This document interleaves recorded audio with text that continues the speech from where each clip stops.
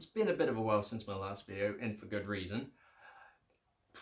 Well, multiple countries and lockdowns, non-essential shops like model shops shut, which is a bit of a bugger. And yeah, been off work. Not by my choice, for the record. So that blows. But, and I'm not trying to take the mickey out of COVID-19. No, I know it is a very, very serious subject. I'm not going to make jokes about that. All I know is hope everyone who watches this video stays safe. That's all I say. As for me, got my tissues, mask, and gloves, just in case something does happen. Now, on with the video, which is a review video of this Hornby's 8F. Now, I know you're thinking that's a funny looking 8F. Yeah, the tender is a bit odd, ain't it? We'll get into that in a moment. Let's open it up on the layout here, which, if I'm quite fair, it does look like a bomb site. There's a good reason why that's a mess. I've been doing most of my modeling work on the one down there, which actually looks clean for once. But jokes aside, let's get on with the review. Right, now after a bit of a mongrel's job getting the camera in place, as you can see, part of the tripod's right there. Bugger me. But oh well. Let's get a better look at this box. First of all, we can see it's in a, well, late crest livery with a Fowler tender by the looks of it. And oh my giddy aunt, that is one heck of a tender gap right there. That is big. Things like I got bad experience with these tenders with the 4F I have. So, oh boy. Now here's the history of the loco and its class, of course. And well, standing year's work, I'm not surprised. And well, quite a number were used overseas during the war. And I think that's, yeah, there we go. There's the total right there. 852 8F locomotives were built. Wow. 60 666, really? That's a bit satanic. Made it into BR stock ship, with 150 still being in service by 68. Wow. Became the largest class of standing locomotives. Yeah, I'm not surprised. Okay, this one was a Vulcan foundry locomotive and actually served during the war. Wow, in the Middle East. Wow. So this is an XWD. Cool. This is an XWD loco. So that explains the... Whoops. Nearly knocked the camera over. This is an XWD loco. Okay, that makes a bit of sense. Now, I actually have kind of cocked this up, I have to admit. Purely in the fact because I already got at the detail pack that came with this. There wasn't really much to it, just the front coupler. And I've added coal to the tender. Whoops. So, I mean, I was that stoked to having another heavy freighter. I just could not resist. Okay, let's get at the paperwork first. Here's the bit of paperwork for the body removal of the tender, because it's not a tender that would normally go with the loco. Naturally, let's throw that in. And here, if I can grab it out, get it out, you little beggar, is of course the usual paperwork. There we go. 8F 280. And I like how it's got the three options: ready, fitted, and sound. The usual hoopla in there. Yeah, it's got one of those real odd front bogies. I find it quite interesting though. Alright, put this aside. Right, let's open this ice cube.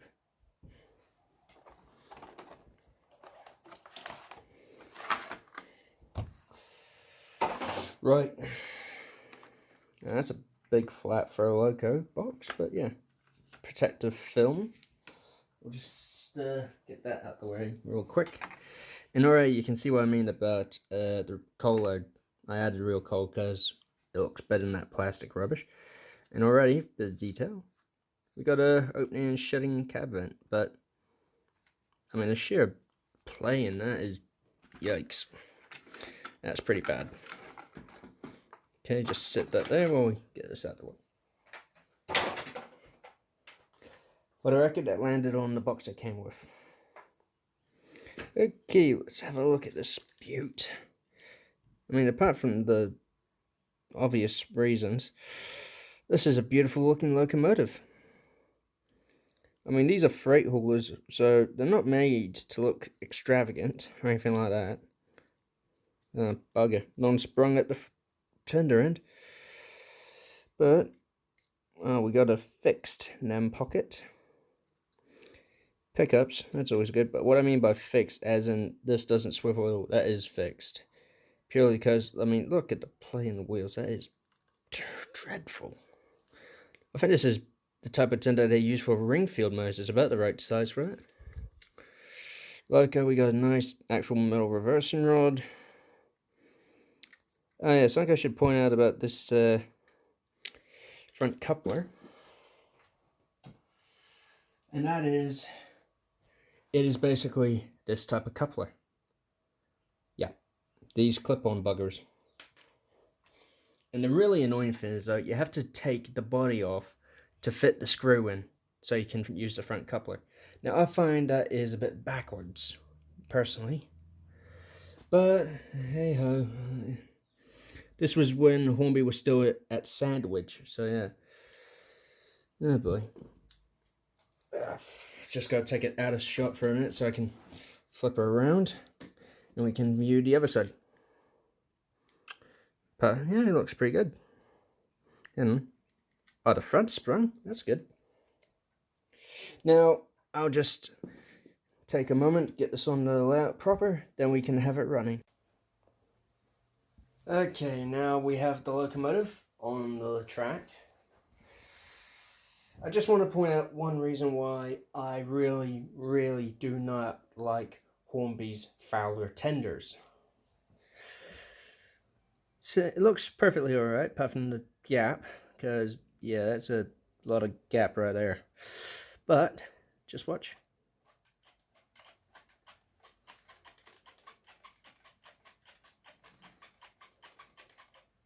That amount of play is really not needed. Nor is the fact that the tender is stupidly light. I'm very tempted to open up the darn thing and chuck this hunk of lead in just to weigh it down a bit. And I'm not joking about it being really light. I can reverse it. I can simply reverse it over a set of points I have. It will derail. And I'm not joking. Watch.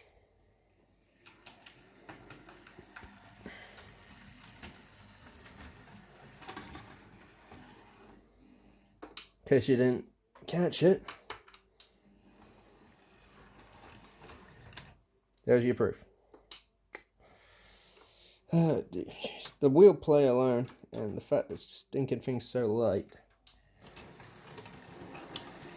really make for a pretty very awful combo. But then again, that's just the tender. The locomotive is nice and heavy, no traction tires, which I like. Proper adhesion weight only to get the train moving.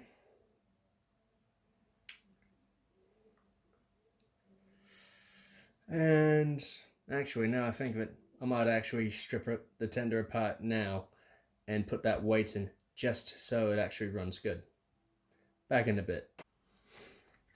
Okay, and we're back. Now, first of all, yes, the locomotive's been switched around. and I got the flash on now for two reasons. One, it's switched around because I now have that extra weight in the tender, which means it now actually stays on the bleeding rails. Secondly, also while I had in slow cradle here, had it in nice and gentle, no issues at all, so I thought, until I realized that one of the lubricators here, and I believe that's the lubricator, came off.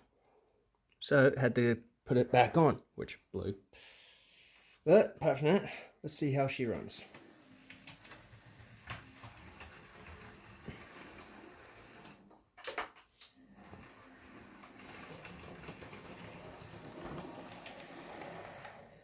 Okay, simple slow speed test. Let's go. Bit of motor noise. There we go. She's a little jerky, but not too bad. And duly note, I actually have given time for this locomotive to run in properly.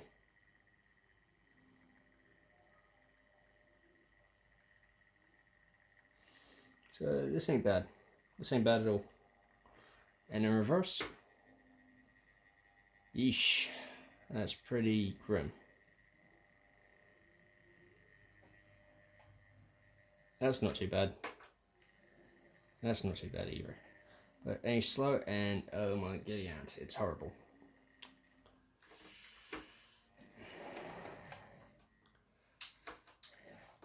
I'm starting to think I got a bit of a curse with these LMS designs. Because looking back, the GNT and the Ivic Class 2 are the only good ones on the books. Oh, and the pug. Can't forget the pugs. But other than that, things like the Crab Jubilee I had, even that 4F. No, and heavens no. Horrible, horrible, horrible, horrible locos. Especially that 4F. Blooming heck. Oh well. I'll set this up for a freight train in a bit, and I'm trying my best not to be biased due to the tender, which actually is quite easier said than done. But yeah, I'll set up a freight train for this, and whichever direction it goes in, well, we'll see. Right.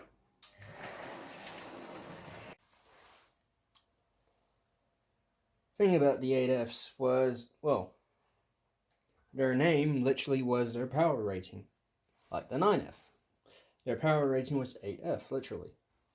So I figured, just to see how good a quality these are, I'd give it a train that even tests the pulling power of my 9F. Don't worry, you'll see it in a tick. I just got to reverse it up to the train.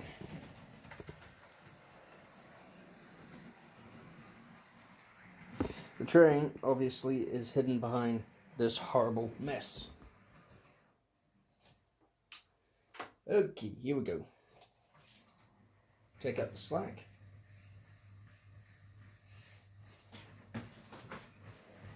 Okay, I might have overcooked it. The reason I say that is if I drag the camera, nearly tripped over my toolbox. Over here, we can see right there in the back. This wagon specifically, that's a brass, hunk of brass, and a big hunk of brass. I removed 3 chunks of brass. Theoretically, should be good now. Keyword right there, theoretically. So, and I'm not leaving the stand there, just in case. This is a crap video I already showed. Oh man. Let's see if it comes around this time. I know. So the slack and fix any stinking derailments which occur in the far corner. There. Jesus. There we go. And down.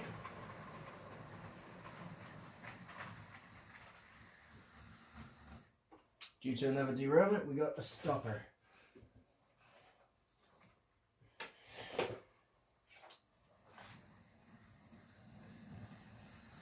Oh, come on. She wants to pull it, but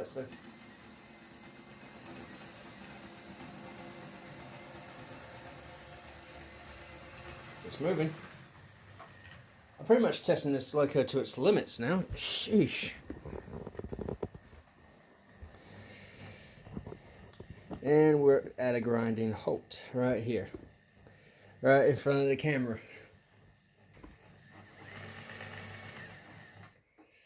Okay, I gotta lose some weight. Easy done.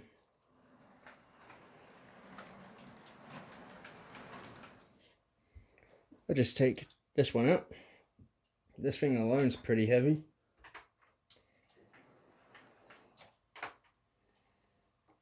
And I forgot that those two conflats have awkward couplers. And by awkward I mean non-sprung.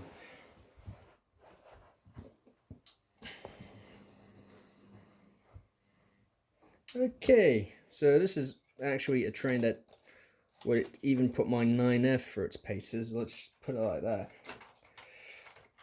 My 9F is the only thing I can compare this loco to. In terms of pulling power, anyway. When it comes to pulling power, the 9F is the... Ah boy. The 9F is the yardstick. And I'm just making a mockery of this now. Here we go, now it's moving.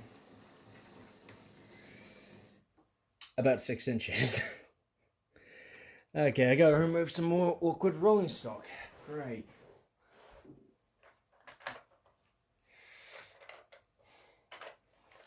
Not exactly heavy, but awkward around my curves. Is this Hawksworth full brake? Okay, let's see if it goes now. This is attempt number, I don't know, 7.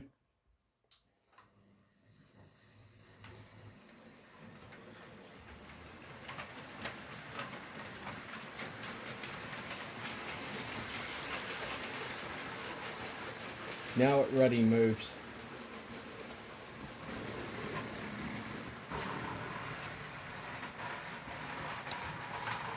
Right into a derailment. Correction. Multiple derailments. It's not the loco's fault, it's the track. Easy fix, be a tick. Okay, fixed the derailments, got rid of the bad wagons and substituted good ones in. Well, at least I hope they're good. Take 2. This is an awkward point start, so I'll fix the camera a bit.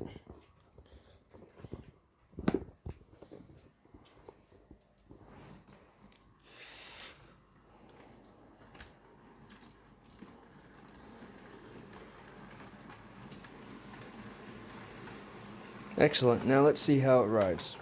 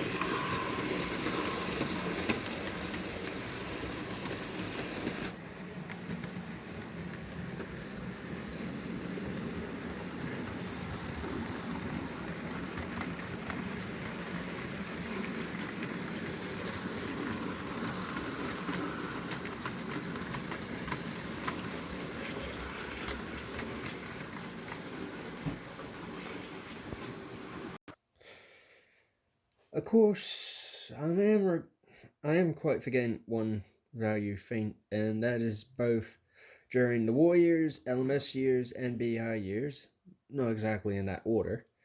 A number of these actually have worked on the famous S&D route, Somerset and Dorset, which had challenging hills, beautiful scenery, and is a well missed route. Not many surviving locomotives from that line, unless you count the two purpose built 7Fs. But I digress. And during summer Saturdays and such, heavy freight locos like the 7Fs, 8Fs, and I believe 8Fs, and I know a certain 9F have done, is run passenger trains. And well, during the war years, even this former WD locomotive would have to have pulled passenger coaches while overseas, serving for peace.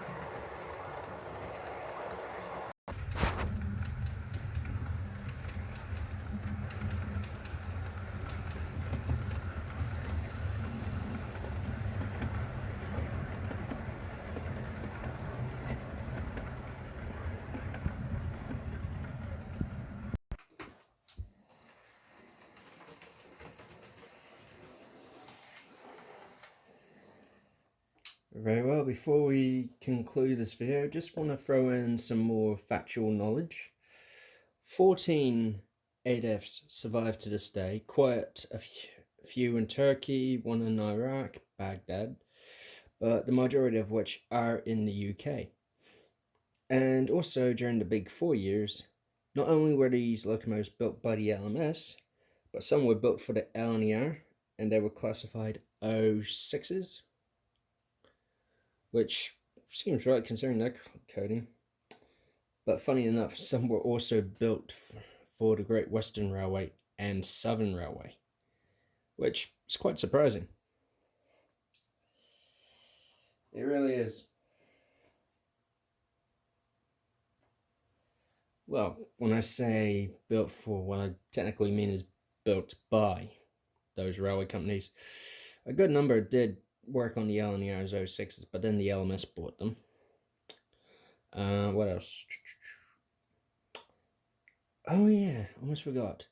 The only formerly only surviving LNER built example, which was actually one of the Barry 10.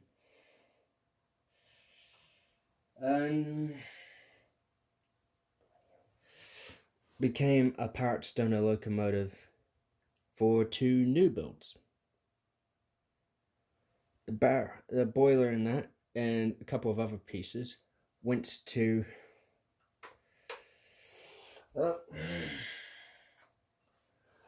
Bill went to the county class project, new build, and that's a Hawksworth County class locomotive, to be specific, which surprisingly was a locomotive that once could have about 280 psi in the boiler, which is incredible.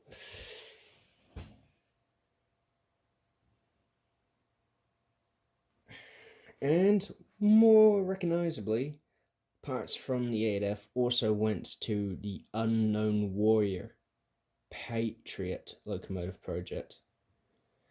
After that, what was left was dismantled and scrapped. Damn shame. Damn shame.